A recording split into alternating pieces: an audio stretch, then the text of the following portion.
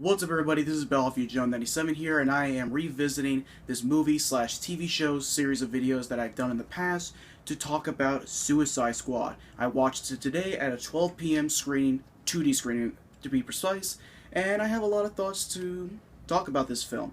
Now, of course, I can't really talk about it unless I go into spoiler territory. So for the short review for anybody who hasn't seen this movie yet but are kind of curious, if you're somebody who likes, say, Man of Steel and Batman v Superman, then you're going to enjoy Suicide Squad. But if you were someone who didn't like both of those films, I don't think Suicide Squad is going to change your mind, especially from what I hear of this Warner Brothers cut that Warner Brothers released the film in theaters. So, yeah, let's get this out of the way for Suicide Squad right here, right now. I think the cast with Will Smith being Deadshot, Margot Robbie as Harley Quinn, and Jared Leto as the Joker were pretty good for the most part, despite Jared Leto's Joker having very little screen time, despite the marketing material having him be almost assuming he's a recurring character throughout the film.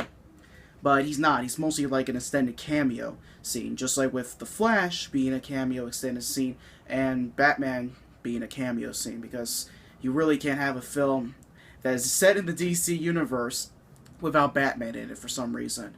So, okay, the positives of this film. Will Smith's performance as Deadshot was actually pretty good. It had a lot of humanity to it. And Margot Robbie's portrayal of Harley Quinn is exactly how I imagined her portrayal was in, say, what was it, The Wolf of Wall Street? I imagined myself wow, she's going to be really good as Harley Quinn, and she's really good as Harley Quinn. She's really damn good, and I can definitely see sort of this twisted chemistry that she has with Jared Leto.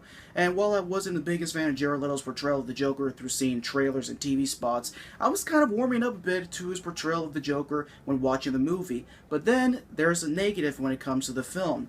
Despite the Joker being prevalent within the marketing material of the movie through trailers, TV spots, and such, he's only there as an extended cameo. Maybe it's not 7 minutes from what you heard out of Co, but it definitely felt like it was 15 minutes or so of his screen being in the movie itself, his screen time being in the movie itself.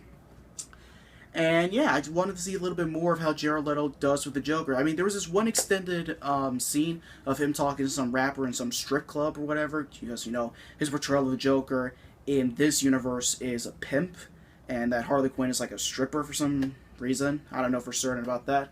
But I can definitely feel his portrayal or what he was trying to say as Joker in that scene. But it's so short, and I wanted to see more of him, but, considering how Jared Leto has stated that, oh, there was more scenes of me as the Joker, but Warner Brothers cut that out, I do hopefully, that when the home video release of Suicide Squad comes out, digital HD Blu-ray, I see more deleted scenes of the Joker, so I can at least ooze myself out of the Joker's performance in the negative movie. I have to point out through this jump cut, sorry about that, I'm running out of memory out of my phone, is definitely the villain of the movie. I'm not going to say specifically who it is, even though I'm technically say spoilers already in this review, but I can definitely say that the villain was pretty weak. The villain was just standing in this one spot throughout most of the movie, and that our anti-heroes, the Suicide Squad, was just roaming around an empty city that presumably the people in that city, Midway City, being dead. So, yeah, it was kind of weak that the villain was just standing in this one specific spot without doing anything of the sort. So if you were somebody who kind of liked this action sequence in Man of Steel or Batman v Superman where the villain was just all over the fucking place, you're definitely going to be disappointed out of that route.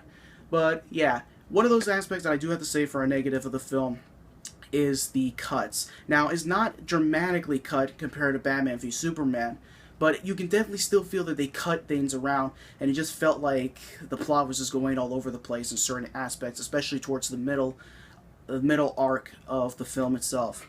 But aside from those negatives, I think the movie is pretty good, around a 6 or 7 out of 10. And definitely, I had a lot more fun watching, or at least entertained by the movie, compared to, say, Batman v Superman back in March of 2016. And yeah, Suicide Squad is definitely a movie that I recommend getting on Blu-ray, especially if the Blu-ray does have deleted scenes, or it's how the Ultimate Edition, from what I hear, of Batman v Superman being better than the theatrical cut itself. So yeah, Suicide Squad, definitely a film to check out in theaters or buy on Blu-ray. Anyhow, this is Battlefield Joe 97. Catch you guys later.